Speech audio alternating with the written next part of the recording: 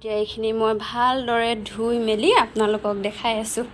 অলপ পানী কালাৰ সলনি হৈছে, কাপত সম্পূৰ্ণ পৃথক, দুটাত অলপ। এভৰিৱান, কি খবৰ? পুনৰবাৰ স্বাগতম জনাইছোঁ মোৰ ইউটিউব চেনেললৈ। বহুত দিনৰ মূৰত আকৌ ভিডিঅ' এটা বনাইছোঁ। প্ৰায় 15-20 দিনমানে হ'ল ভিডিঅ' নিদিয়া। শাৰীৰিকভাৱে অসুস্থ হৈ থকাৰ বাবে দুলীয়াজান অইল মেডিকেলত এডমিট হৈ আছিলোঁ। 5 দিনমান থাকিবলগীয়া হ'ল।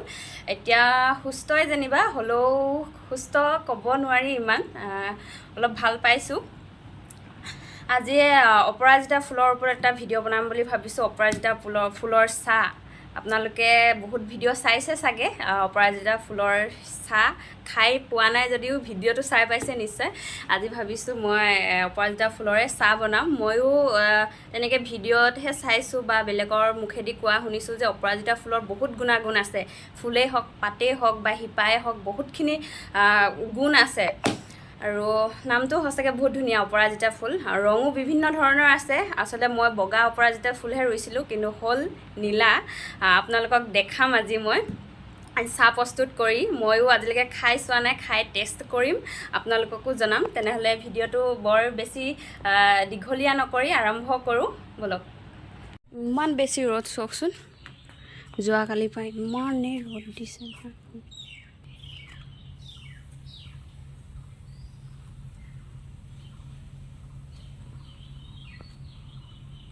কেমেৰাটো নিজেই ধৰি থকাৰ বাবে মই দেখাবলৈ নোৱাৰিলোঁ চিঙা। এতিয়া এইখিনি মই ভালদৰে ধুই মেলি আপোনালোকক দেখাই আছোঁ ব'লক।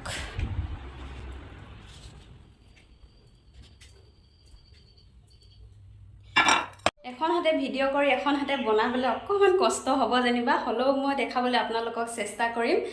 চাই থাকিব আপোনালোকে ভিডিঅ'টো অলপো স্কিপ নকৰাকৈ শেষলৈকে। এয়া চাওক, মই এতিয়া ধুনীয়াকৈ ধুই ল'ম গোটেইখিনি, তাৰপিছত দেখাই আছোঁ। ষ্টেণ্ড এটা খুবেই প্ৰয়োজন, ল'ম লাহে ধীৰে। থাকি যায় আচলতে এইবোৰ বস্তু, যেতিয়া ভিডিঅ' কৰোঁ তেতিয়াহে মনত পৰে। সদায় ভিডিঅ' যিহেতু দিয়া নহয়, কেতিয়াবাহে দিয়া হয় ভিডিঅ'। আৰু এতিয়াৰ পৰা ৰেগুলাৰ দিবলৈ মই চেষ্টা কৰিম যিমান পাৰোঁ। বহুতখিনি ভিডিঅ' বনাই থৈ দিয়া আছে, দাদাৰ বিয়া, ৰিচিপশ্যন পাৰ্টি আৰু জোৰোণৰ এইবোৰ ভিডিঅ', সকলোখিনি ভিডিঅ' আপোনালোকে পাব। মই সময়ত দিব নোৱাৰিলোঁ, সেয়া মই অসুস্থ হৈ আছিলোঁ বুলি কয়, অসুখ হৈ থকাৰ কাৰণে মই দিব নোৱাৰিলোঁ। আপোনালোকে লাহে লাহে সকলোবোৰ ভিডিঅ' পাই থাকিব আজিৰ পৰা। তেনেহ'লে কথা কমকৈ কাম বেছি কৰোঁ ব'লক। চব ফুলৰ পাহিকেইটা ধুনীয়াকৈ চাফা কৰি ল'লোঁ। ভিতৰত অলপ পৰুৱাও সোমাই আছিলে, ধুনীয়াকৈ ধুই মেলি ল'লোঁ। লগত এই পদিনাখিনিও প্ৰায় 7 খিলামান হ'ব পদিনা, মই ধুনীয়াকৈ ধুই লৈছোঁ। ধুই লৈ পানীখিনি উতলিছে। এতিয়া মই অপৰাজিতা ফুলখিনি আৰু পদিনাখিনি লগতে দি দিম, আৰু লগতে এই 3টা লঙো দি দিছোঁ।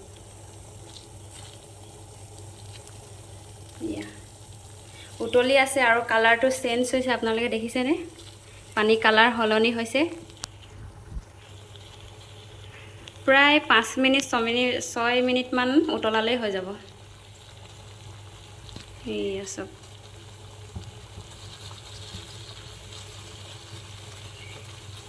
এয়া দেখিলেনে? 5 মিনিট উতলোৱাৰ পিছত এনেকুৱা নীলা ৰংটো পানীত এৰি দিলে।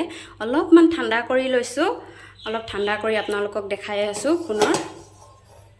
এয়া দেখিছেনে? ইমান ধুনীয়া কালাৰ ওলাইছে। আছোঁ, মই 4টা কাপত ভাগ কৰি লৈছোঁ। এতিয়া মই 2টা কাপত নেমু ৰস চেপি দিম।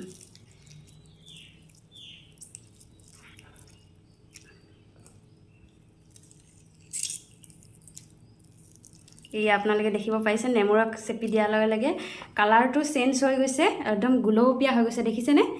কালাৰটো গুলপীয়া হৈ গৈছে আৰু খোৱাৰ সোৱাদো সলনি হ'ব। এতিয়া মই আচলতে কোৱাহে শুনিছোঁ, আপোনালোকে নিশ্চয় ভিডিঅ'ত দেখিয়ে ইয়াৰ গুণসমূহ আকৌ মই বৰ বিশেষ ক'বলগীয়া নহ'ব বুলিয়ে ভাবিছোঁ, নক'লেও হ'ব। ইয়াৰ গুণ বহুত বেছি। ইয়াৰ চক কালাৰ দেখিছেনে? 2টা কাপত সম্পূৰ্ণ পৃথক, 2টাত অলপ ইমান ধুনীয়া গুলপীয়া।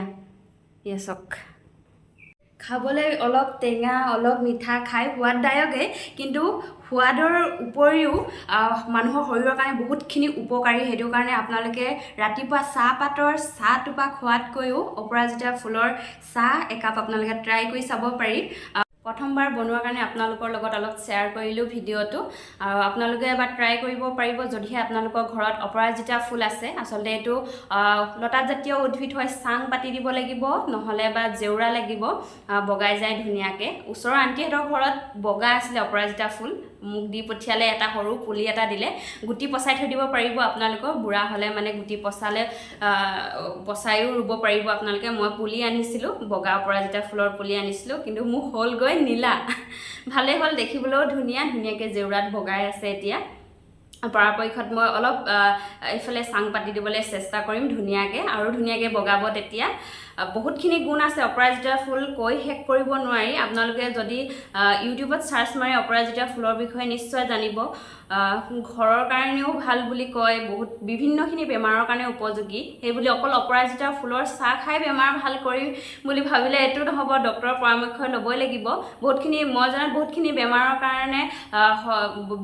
কাৰণে ভাল বুলি কয় থাইৰয়ড মাইগ্ৰেন মূৰৰ বিষ যিয়ে হওক বা বহুতখিনি বেমাৰ স্বাস্থ্যৰ কাৰণে বহুতখিনি উপযোগী নিয়মীয়াভাৱে আপোনালোকে দৈনন্দিনত ব্যৱহাৰ কৰিব পাৰিব প্ৰথমবাৰৰ বাবে বনোৱাৰ কাৰণে আপোনালোকৰ লগত অলপ শ্বেয়াৰ কৰিলোঁ ভিডিঅ'টো কেনেকুৱা পালে প্লিজ কমেণ্ট কৰি জনাব আৰু চাহটোপা খাই বহুত বেছি ভাল লাগিলে এটা বেলেগেই সোৱাদদায়ক আজিলৈ ভিডিঅ'টো ইয়াতে সমাপ্ত কৰিছোঁ কেনেকুৱা পালে প্লিজ কমেণ্ট কৰি জনাব নেক্সট ভিডিঅ' মোৰ দাদাৰ জোৰোণৰ ভিডিঅ' দিম আপোনালোকে চাব বুলি আশা কৰিলোঁ বাই বাই